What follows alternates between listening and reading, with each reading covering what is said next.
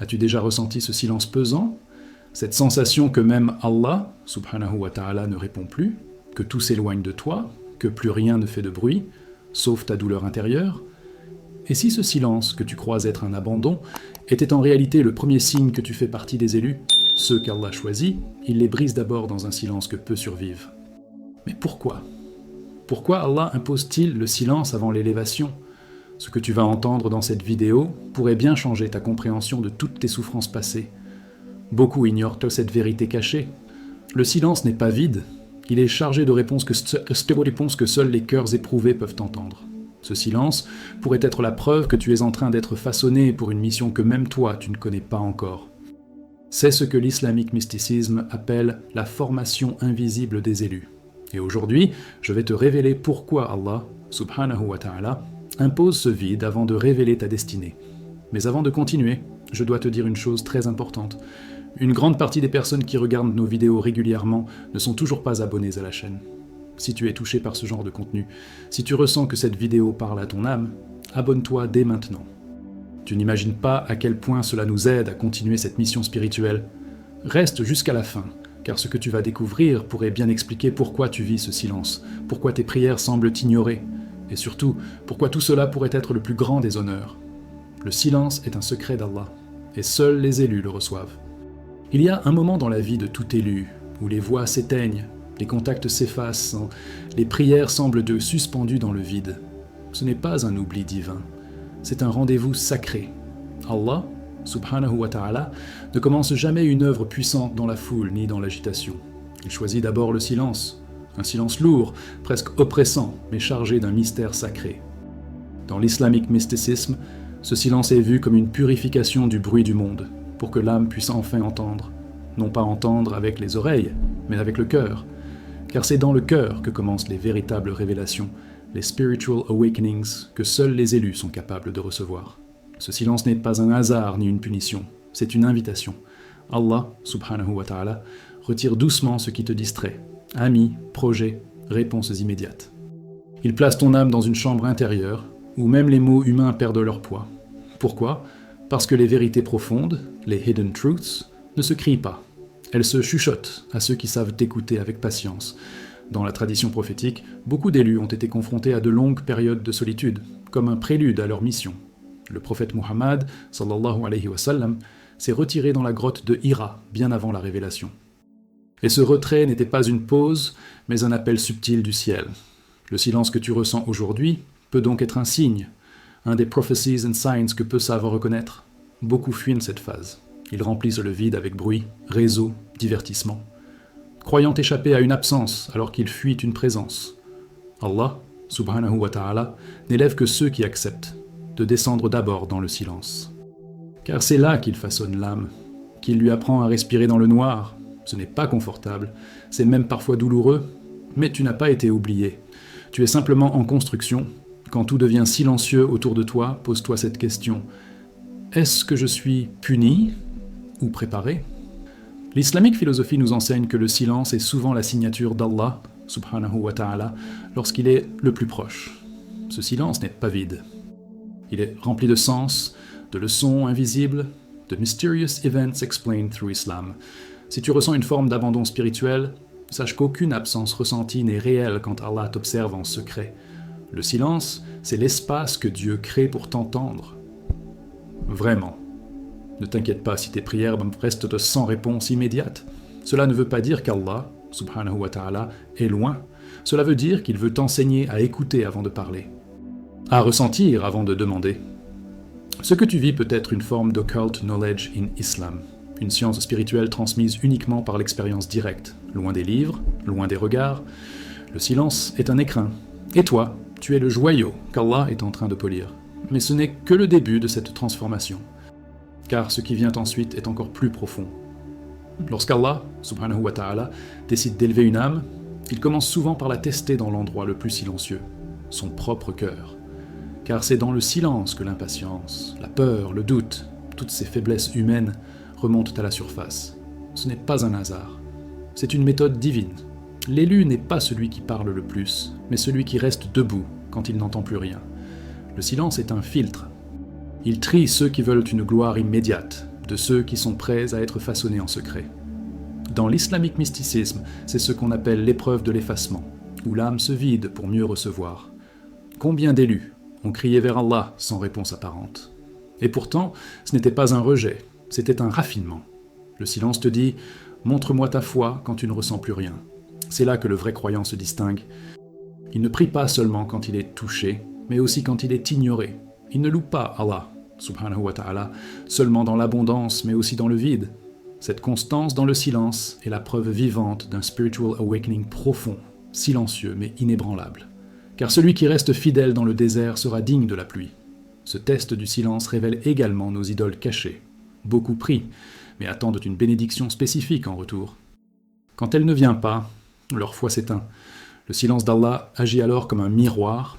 Il révèle nos attentes secrètes, nos attachements dissimulés. Il arrache ces faux dieux pour placer en nous une confiance pure. Voilà pourquoi ce test est si redouté. Il brise les âmes superficielles et fortifie les cœurs sincères. Ce processus fait partie des hidden truths que peu enseignent, car il ne flatte pas l'ego, il l'humilie. Et dans cette humiliation, Allah élève. Les Prophecies and Signs parlent de silence avant les plus grandes révélations. Moïse, alayhi salam, a erré dans le désert avant de recevoir l'étable. Le prophète Muhammad, sallallahu alayhi wa sallam, a enduré l'interruption de la révélation, Fatra, dans une angoisse profonde, avant que la lumière ne revienne plus intense. Ces exemples nous montrent que le silence n'est pas une punition, mais une mise à l'épreuve sacrée, une tempête invisible que seuls les élus traversent avec foi. C'est une porte vers l'occult knowledge in Islam, celle que seul le cœur brisé peut ouvrir. Alors, si tu vis un silence pesant, ne cherche pas à le fuir trop vite. Respire en lui. Parle à Allah, subhanahu wa ta'ala, comme si tu étais entendu, parce que tu l'es. Ce test est peut-être la signature divine sur ton parcours spirituel.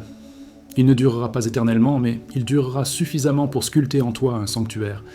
Et quand tu seras prêt, une autre phase commencera. Mais ce que tu vas découvrir dans le prochain stade pourrait bien transformer à jamais ta manière de voir ton isolement. Un jour, tout devient étrangement calme. Les invitations cessent, les amis disparaissent, les conversations s'appauvrissent, tu deviens spectateur de ta propre vie sociale, comme si Allah, subhanahu wa ta'ala, te retirait progressivement de tout ce qui t'attachait au monde. Et ce n'est pas un hasard. Dans l'islamique mysticisme, on enseigne que l'isolement imposé n'est pas une exclusion, mais une préparation. Allah prend ceux qu'il veut élever et les arrache à leur environnement, car tant que tu es entouré de bruit, tu ne peux pas entendre la direction subtile du ciel. Ce silence n'est donc pas extérieur, il devient intérieur. Et il n'épargne personne, pas même les plus croyants. Il y a une douleur réelle dans cet isolement. Tu ressens l'abandon, parfois même de la part de ta propre famille. Tu te poses des questions, ai-je fait quelque chose de mal? Pourquoi plus personne ne me comprend? Mais ce que tu vis est décrit dans les Mysterious Events Explained Through Islam. L'élu traverse une saison où personne ne le reconnaît, pas même lui-même. C'est une phase de déconstruction divine où Allah, subhanahu wa ta'ala, brise les repères humains pour que ton seul repère devienne lui. Et dans cet isolement, tu apprends une chose. Le silence des hommes fait résonner la voix de Dieu plus fort. Les grandes âmes du Coran ont toutes connu ce vide. Le prophète Youssouf, alayhi salam, dans le puits. Moussa, alayhi salam, exilé loin des siens. Le prophète Muhammad, sallallahu alayhi wa sallam, rejeté par sa propre tribu. Ce ne sont pas des châtiments, ce sont des prophecies and signs que seul celui qui souffre peut reconnaître. L'isolement est l'enclume sur laquelle Allah forge l'endurance. C'est dans ce désert émotionnel que naissent les grandes révélations, celles que tu ne peux pas recevoir dans la foule. Parce qu'un élu ne reçoit pas une mission parmi les rires, mais dans les larmes. Et si ton isolement n'était pas une erreur, mais une convocation? Dans l'islamique philosophie, on comprend que plus Allah veut t'utiliser, plus il t'éloigne du monde. Il coupe les distractions, brise les attachements toxiques, et même les relations les plus proches peuvent être affectées. Il ne le fait pas pour te blesser, mais pour te libérer. Tu n'as pas été oublié par les gens, tu as été retiré par Allah. Et ceux qui comprennent cela vivent leur solitude, non pas comme une punition, mais comme un privilège. Ils savent que quand le monde te ferme ses bras, c'est que le ciel va t'ouvrir les siens. Alors si tu vis cette saison d'isolement, ne la maudis pas. Accepte-la comme un passage, un lieu de transition entre qui tu étais et qui Allah, subhanahu wa ta'ala, veut que tu deviennes. Cette phase n'est pas vide, elle est sacrée. Et dans ce sanctuaire silencieux, il prépare ton âme pour des vérités que tu n'aurais jamais pu entendre autrement. Mais avant d'être élevé, tu dois être brisé. Et ce brisement tu vas le sentir encore plus profondément dans ce qui vient ensuite. Il y a une douleur que personne ne voit. Une douleur qui ne saigne pas, mais qui t'épuise. Une sensation d'être brisé de l'intérieur sans que personne autour ne le remarque. Cette douleur, Allah subhanahu wa ta'ala la connaît. Il l'a inscrite dans ton histoire non pas comme une malédiction, mais comme un outil de transformation. Dans l'islamique mysticisme, on enseigne que les douleurs cachées sont souvent des marques divines, des appels silencieux du ciel vers une élévation intérieure. Ce sont les instruments secrets qu'Allah utilise pour déchirer les illusions et révéler ce qui est pur. Et plus la douleur est ancienne, plus la mission était grande. Car celui qui est choisi doit d'abord être purifié. Tu te demandes peut-être pourquoi cette souffrance ne t'a jamais quitté. Depuis l'enfance, elle est là. Parfois sourde, parfois vive, mais constante. Et si c'était l'un des hidden truths que peu osent explorer ? Dans les profondeurs de l'islamique philosophie, on comprend que certaines âmes sont destinées à porter un poids émotionnel que les autres ne pourraient jamais supporter. Non pas parce qu'elles sont maudites, mais parce qu'elles sont préparées. Allah, subhanahu wa ta'ala, forme les cœurs les plus puissants à travers des blessures invisibles, comme Youssouf, alayhi salam, trahi par ses frères dans sa jeunesse, ou Mariam, alayhi salam, rejetée dans sa solitude de mère célibataire choisie par Dieu. Ces douleurs te préparent à voir ce que les autres ne voient pas. Elles ouvrent des portes vers des occult knowledge in Islam, des compréhensions que seule la souffrance peut activer. Un cœur brisé devient un réceptacle vide, prêt à être rempli par la lumière divine. Et dans ce vide, Allah plante la graine d'une foi que rien ne pourra déraciner. C'est pour cela que les élus souffrent souvent en silence. Parce que leur mission ne commence pas par des mots, mais par des larmes. Ce sont ces larmes-là qui lavent l'âme et l'armement pour les batailles invisibles. Même le prophète Muhammad, sallallahu alayhi wa sallam, a connu cette douleur silencieuse. La perte de ses enfants, les rejets constants, la solitude extrême. Pourtant, jamais il n'a cessé de faire confiance à Allah, subhanahu wa ta'ala. Et c'est précisément dans ces moments de vide qu'il recevait les plus grandes révélations. Cela nous montre que la douleur n'est pas l'opposé de la bénédiction. Elle en est le prélude. C'est une des prophecies and signs les plus puissantes. Allah n'élève jamais une âme sans l'avoir d'abord brisée, puis reconstruite selon son plan. Alors si tu ressens cette douleur, n'en sois pas honteux. Ne la cache pas. Elle t'est peut-être la preuve silencieuse que tu fais partie de ce qu'Allah, subhanahu wa ta'ala, prépare en secret. Et cette préparation ne s'achève jamais dans les cris. Elle se poursuit dans le silence, dans les nuits où tu pleures seul, dans les jours où tu avances sans force. Mais dans ce silence-là, quelque chose d'immense est en train de naître. Et le moment où tu comprendras pourquoi approche. Il y a un moment, après le silence, la douleur et l'isolement, où quelque chose change. Ce n'est pas spectaculaire. Aucun son du ciel, aucun miracle visible. Juste un basculement silencieux. Tu respires différemment. Tu perçois des choses que les autres ignorent. Tu ressens une paix étrange dans le chaos. C'est là que commence ta mission. Car Allah, subhanahu wa ta'ala, ne prépare pas ses élus pour les laisser dans l'ombre. Il les forme dans le silence pour qu'ils éclairent les ténèbres des autres. Cette transformation est le cœur même du spiritual awakening. Elle ne se proclame pas, elle se vit.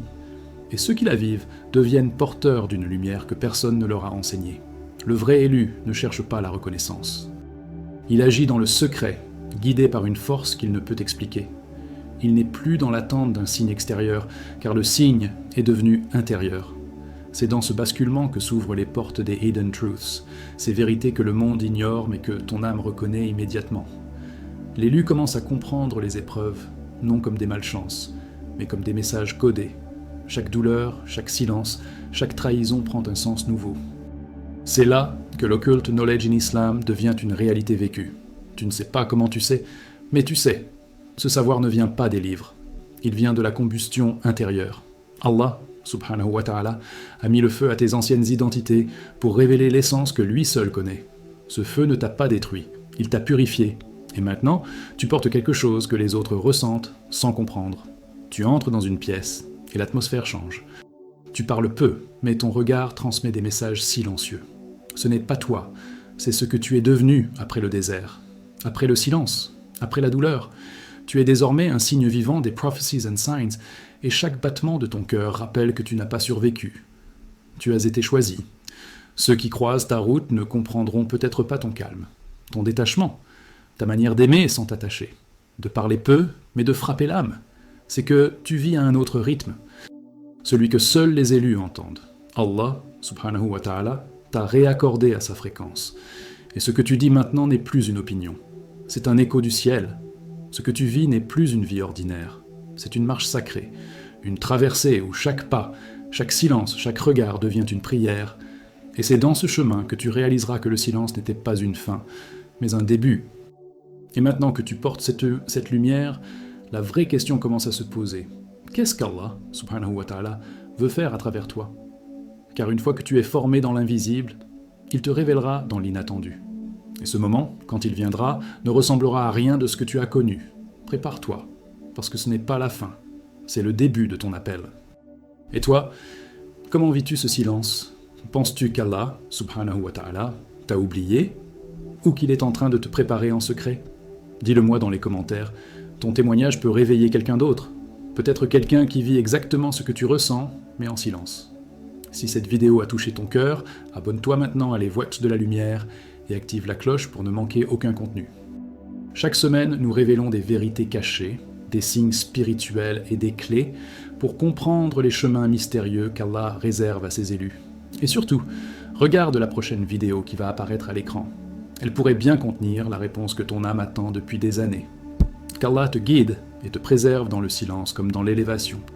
Je suis, ton nom ou simplement, les voix de la lumière. À très bientôt, Inch'Allah.